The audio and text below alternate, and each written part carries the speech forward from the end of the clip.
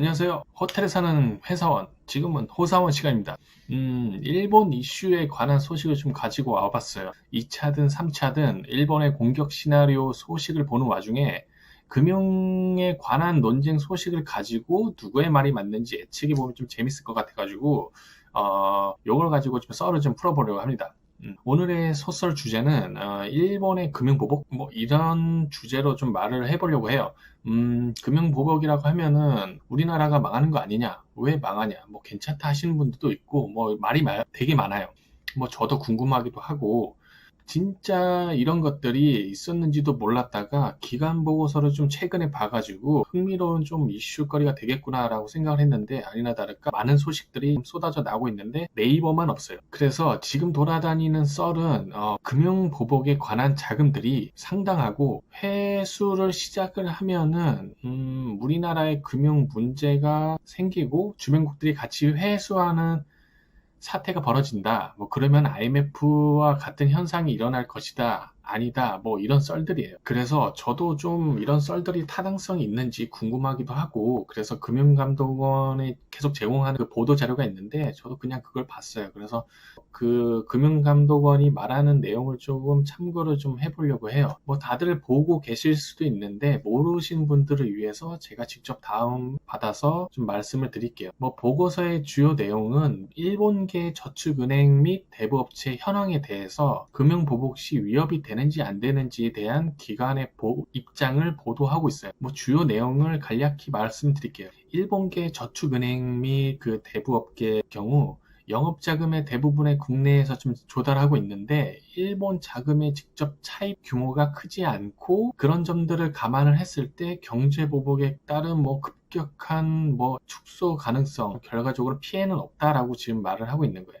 그래서 저축은행 같은 경우는 그 인수 당시의 출자금이 생각보다 뭐 크지 않고 뭐 다른 그런 업계에서 자금 조달을 할 수 있기 때문에 뭐 영향이 크지 않다라고 하는 게 결론이고 대부 업체에서의 그런 자금들 전체적인 뭐 그 금액이 뭐 11조 정도 된다고 하는데 그 11조 정도 되는 금액이 한 뭐 4천억 정도 되는 게 한 3.4% 정도 된다고 해요. 그러니까 결론적으로는 되게 미비하다라고 얘기를 하고 있어요. 금융감독원이 무엇인지 처음 들어보셨나요?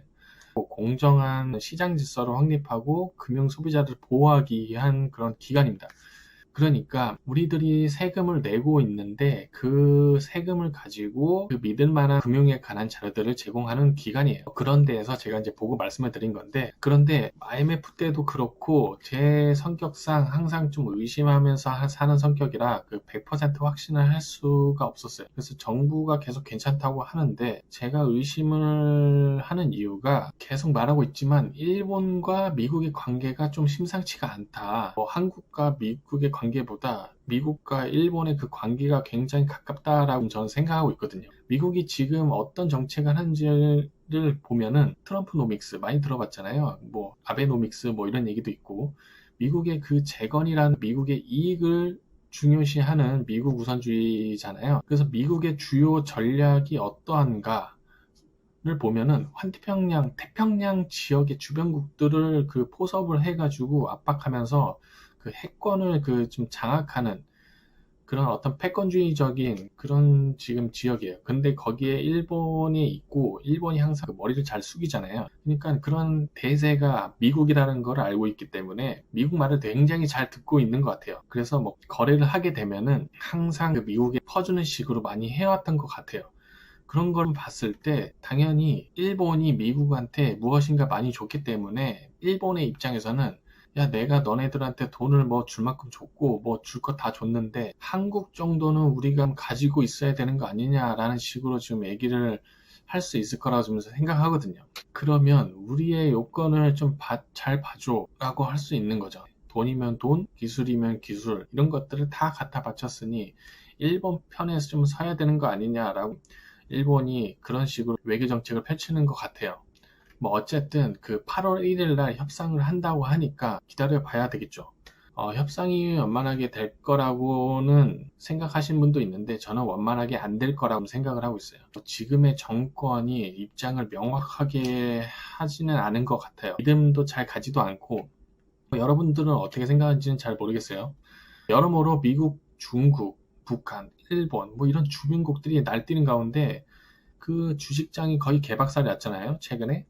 그런데 이 조만간에 우리 생활까지도 굉장히 피해를 보는 현상이 좀 있을 거라고 저는 보고 있어요. 뭐 화학산업의 종사자로서 화학 연구자들의 힘이 필요할 때라고 생각을 하는데 어디까지나 회사가 건재해야 연구도 하고 일도 하지 않겠습니까? 뭐 일자리가 없어지는 거 아닌가라고 생각을 지금 하고 있어요.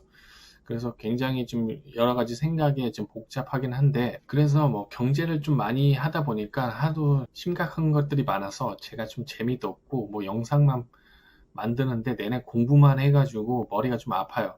그래서 뭐 8월에는 좀 재밌는 주제를 가지고 소설을 좀 써볼까 생각 중에, 뭐 시간 날 때 주시는 분들 굉장히 많아서 되게 감사드리고, 그리고 다음 동영상도 좀 재밌게 봐주시고 짧게 어떤 이슈가 있었는지 정리해보는 시간을 좀 가졌으면 좋겠어요. 뭐 즐거운 하루 되시고, 지금까지 호사원의 소설 방송이었습니다.